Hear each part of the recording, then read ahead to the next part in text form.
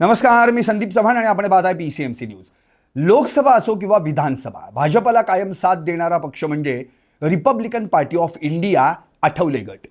लोकसभा आणि विधानसभा निवडणुकीत एकही जागा वाट्याला आली नसताना देखील हा पक्ष भाजप सोबत पहाडासारखा उभा राहिला आहे।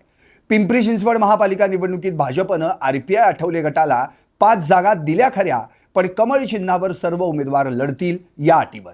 RPI आठवले गटाने तेही मान्य केलं आणि आपले 5ही उमेदवार कमळावर लढवले। त्यातले 2 जण विजयी झाले तर उरलेले 3ही पराभूत उमेदवार दुसऱ्या क्रमांकावर राहिले।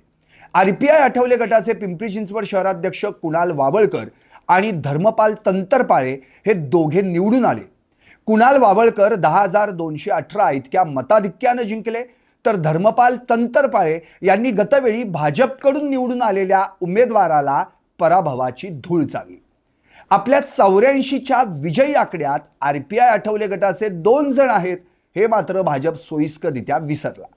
महापौर पद सोडा, किमान पुण्याच्या धर्तीवर RPI आठवले गटाचे कुणाल वावळकर किंवा धर्मपाल तंतरपाळे या दोघांपैकी निदान एकाचा तरी उपमहापौर पदासाठी विचार करायला हवा होता, पण नाही।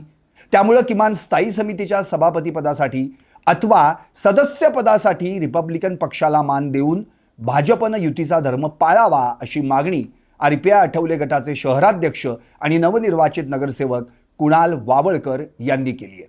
आता स्थायी समिती सभापती पदासाठी अथवा सदस्य पदासाठी तरी भाजप RPI आठवले गटाचा विचार करणार का, हा सवाल विचारला जातोय। नाहीतर आहेच आपलं नेहमीच गरज सरो नी वैद्य मरो।